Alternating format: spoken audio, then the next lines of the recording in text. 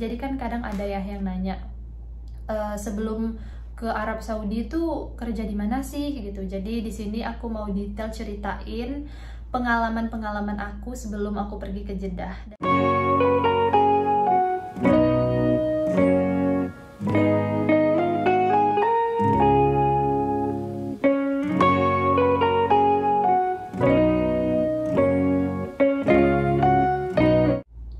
Hi everyone, I wish you are doing fine. Jadi hari ini kalau kalian yang udah nonton video pertama aku dulu, kalian pasti tahu sekarang aku lagi mau ngapain.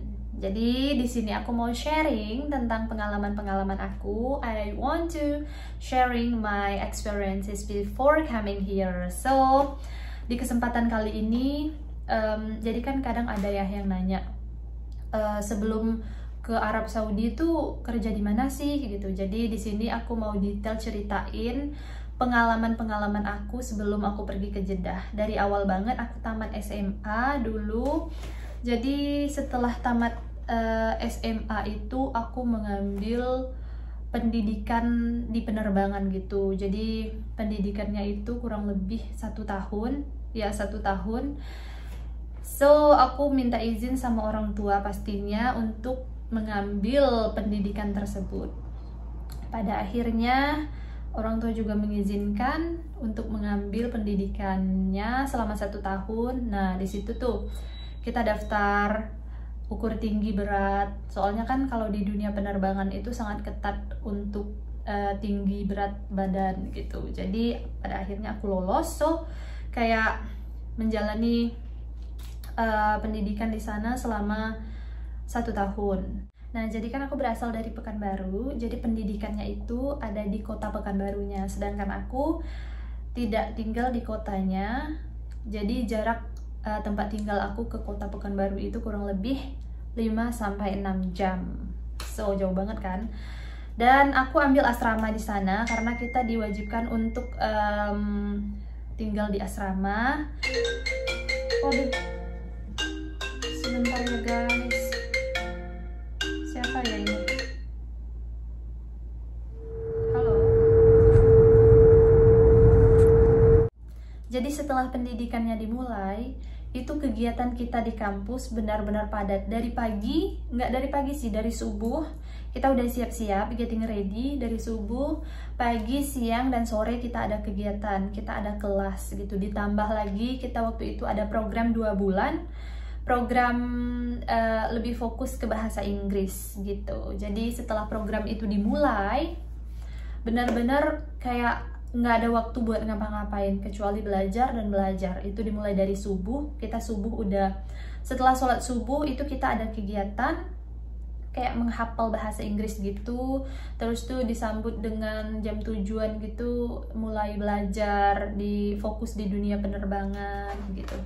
Jadi 2 bulan program yang ditambah dengan bahasa Inggris itu tadi, kita kayak yang setiap hari banget belajar, dari subuh sampai malam juga kita ada kegiatan gitu. Oke. Jadi dari 6 bulan pertama itu benar-benar padat, kita belajar dan belajar. Nah, kalau untuk biaya waktu itu kita harus lunas dalam jangka waktu tertentu. Jadi bulan pertama, kedua, ketiga, dan keempat, masuklah bulan kelima itu padat banget.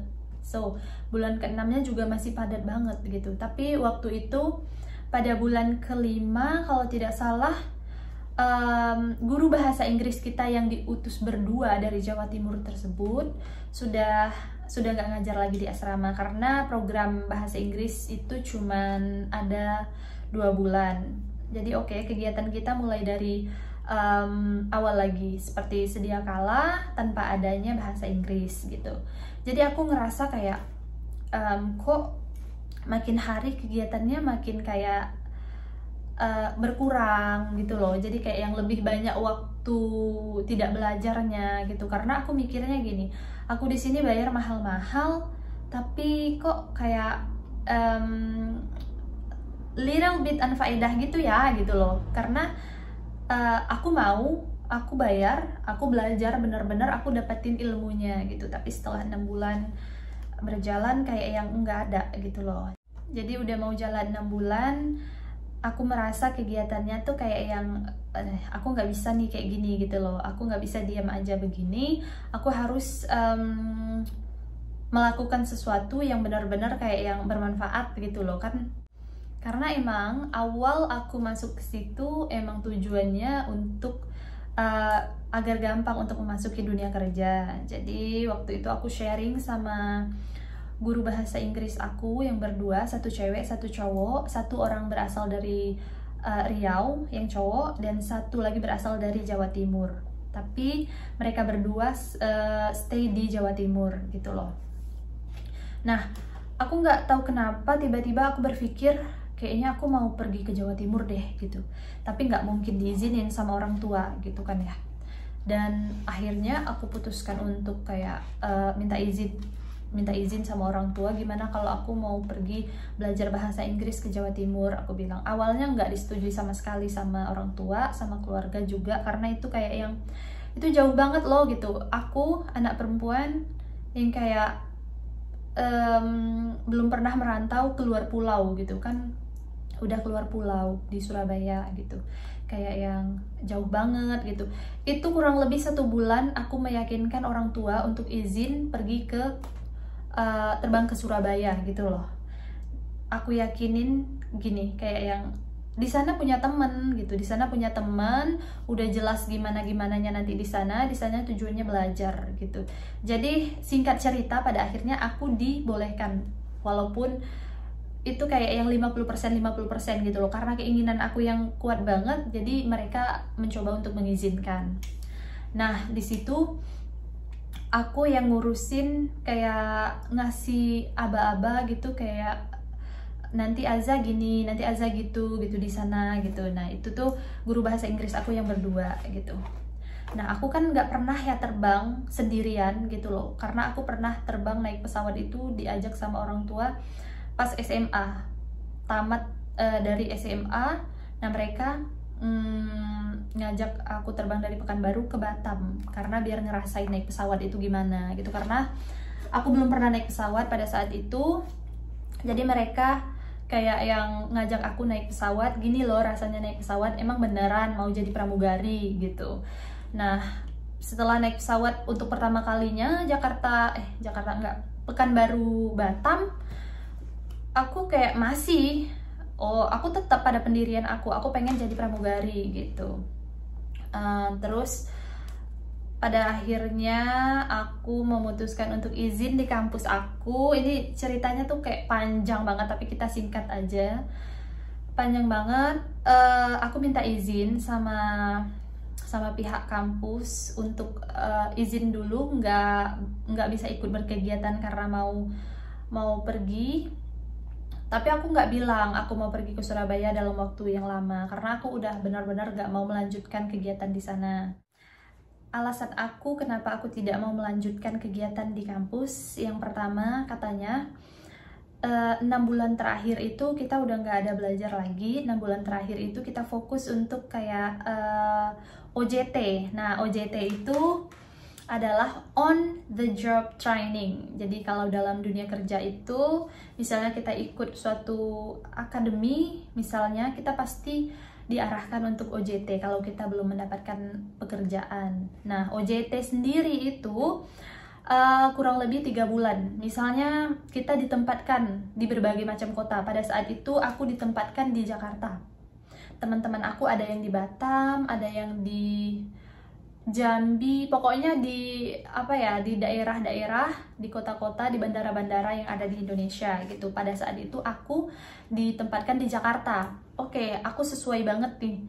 Aku suka, emang aku maunya ke Jakarta gitu, nggak mau ke tempat yang lain gitu.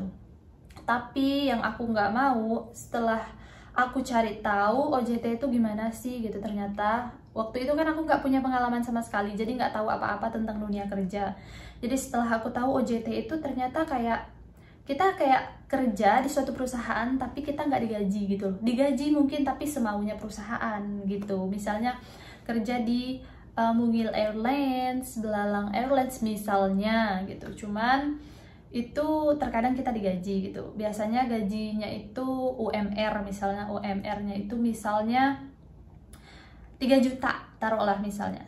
Kalau emang perusahaan mau ngasih kita gaji dalam status kita yang on the job training ini di perusahaannya, berarti kita dapat setengah dari UMR. Nah, aku mikirnya gini dulu, kayak aku kerjanya tuh benar-benar kayak apa ya, kayak aku kerja banget nih gitu nantinya gitu di suatu perusahaan lah, taruhlah gitu misalnya.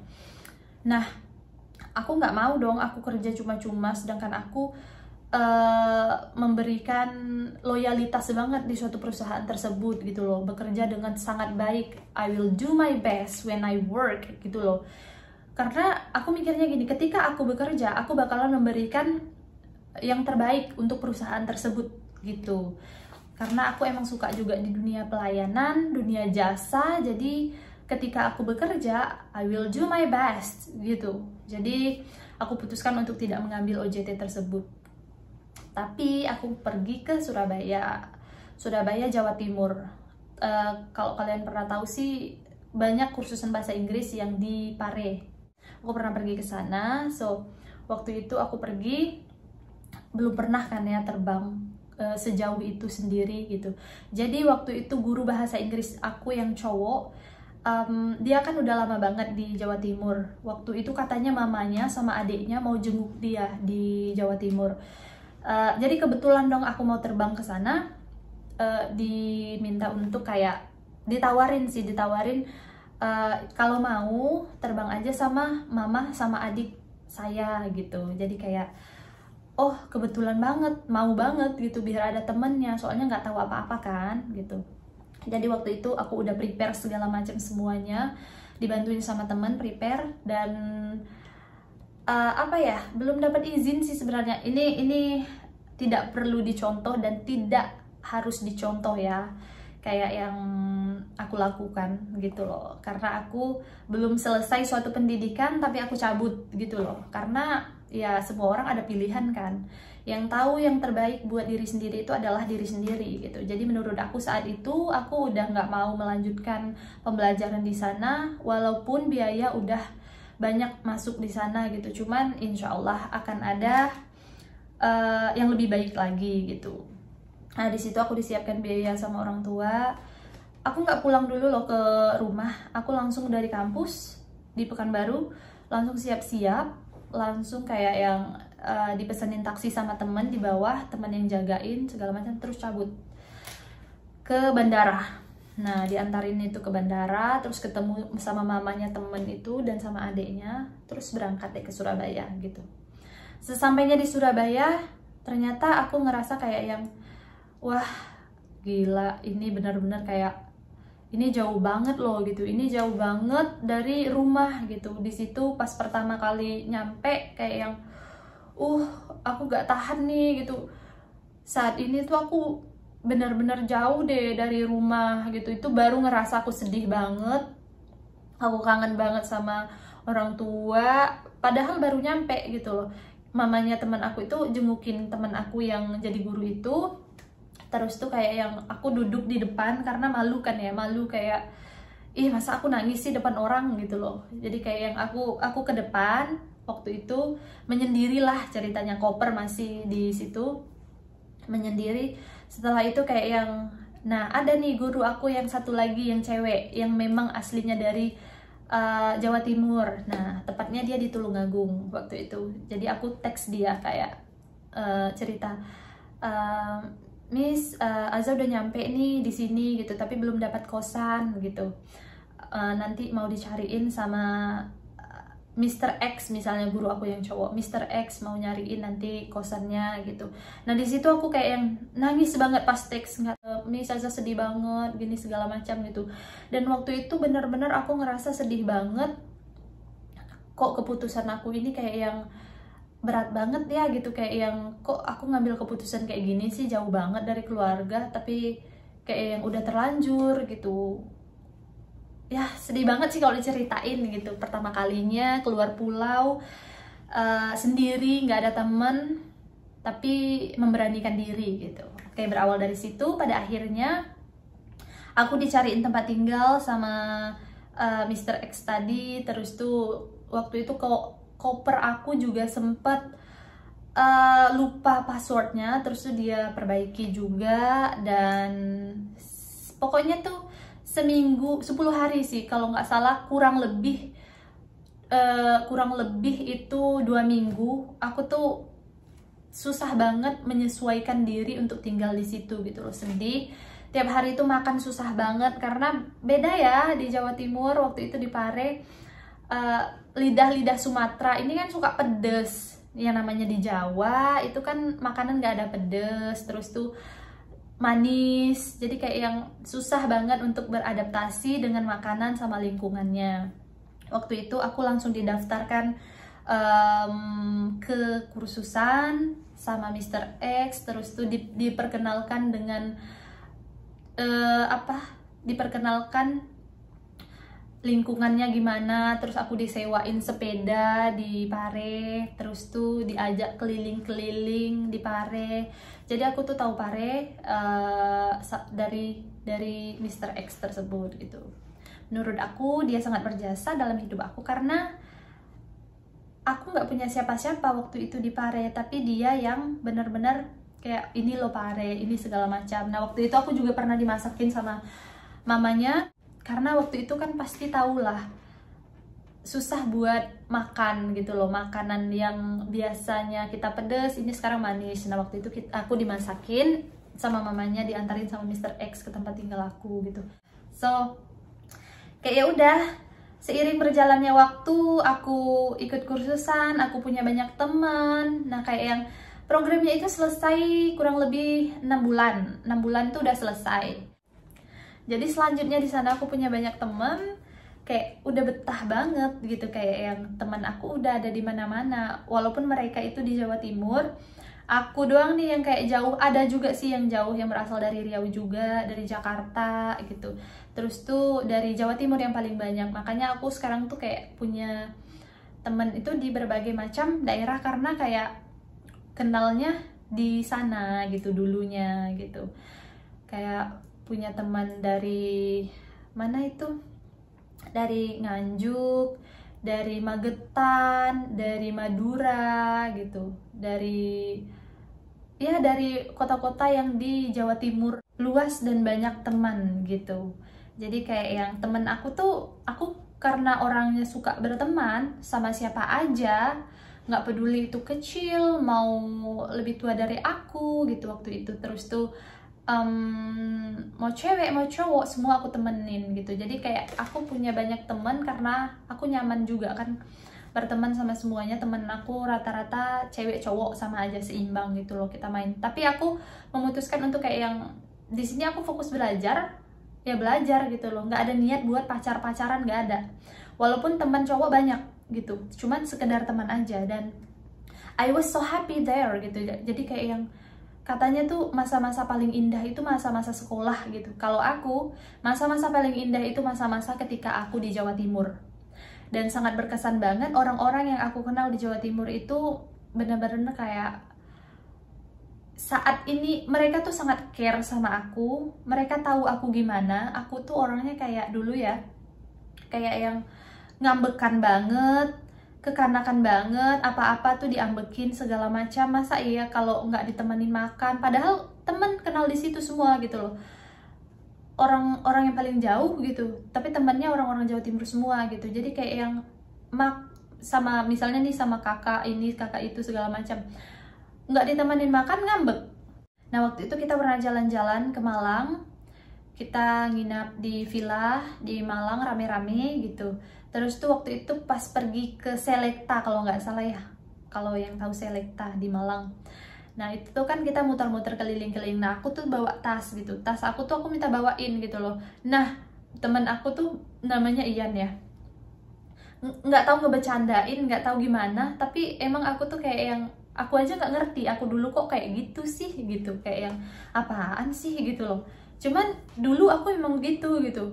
Sekarang baru aku sadarin kok Asa begitu sih, kok mereka mau sih temenan sama aku dulu gitu, aku yang begitu gitu loh. Suka ngambek, terus tuh suka nangis, apa-apa nangis, cengeng banget gitu. Kayak aku minta bawain tuh tas sama si Ian. Terus tuh dia ngebecandain, nggak tahu dia nggak mau bawa. Ya udah, di situ aku ngambek, yang kena yang nggak mau bawain Ian, yang kena si Roy gitu loh. Nah, si Roy ini mujuk banget nih, kayak yang kayak udahlah sini gue bawain gitu, sini tas lu gue bawain segala macam. Nah itu di situ kita kayak yang berapa orang ya waktu itu, cewek kayak satu, kak, ada namanya Kak Sesa, Beggars Family, I say your name here, it's okay right? Kak Sesa, Kak Tina waktu itu adalah, kalau nggak salah Ella, terus berapa orang ya, pokoknya kurang lebih kita itu 10 orang lah mungkin ya. Ada Ian, ada Roy, ada Jay Begar, ada ya segala macam, aku lupa.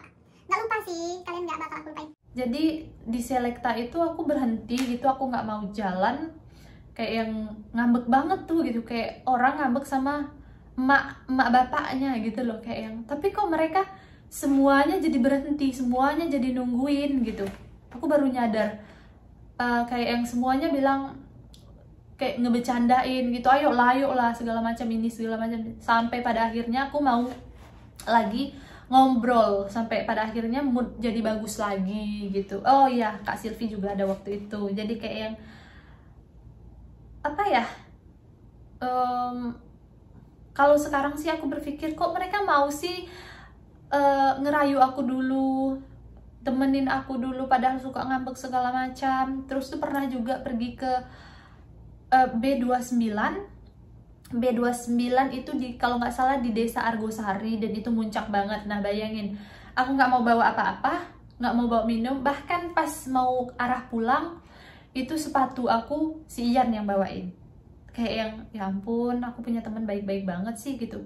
Kayak yang, oh my god, makanya mereka itu masih selalu di hati. Jadi kayak yang mau dimanapun mereka tetap kayak yang care banget sama aku gitu. Padahal dulu aku perasaan kayak cantik enggak, pintar juga biasa aja, ngambek iya, cengeng iya, tapi kayak yang selalu dicariin gitu, kayak yang aku ngerasanya gitu. Kan waktu itu aku ngekos di suatu tempat gitu, kayak yang itu pagi-pagi mereka udah, nggak pagi juga sih ya, tapi kita tuh di sana jadi morning person banget, kayak yang jam 8 jam 9 udah cari sarapan gitu, kayak yang jadi jam 8-an itu udah nyamperin gitu loh, azanya belum bangun. Ya tahu sendiri, kayak aku tuh kalau tidur parah, gitu, kayak yang ya udah, mereka udah di depan jemput, itu hampir setiap hari gitu loh, kayak yang ya udah ayo kita cari sarapan bareng. Terus tuh kalau malam juga mereka datang, kadang nongkrong di depan gitu. Jadi kayak gitu deh, I'm so happy to have them in my life gitu. Makanya yang terindah itu bukannya SMA, tapi malah aku ketika aku di Jawa Timur selama setahun, karena mereka care banget.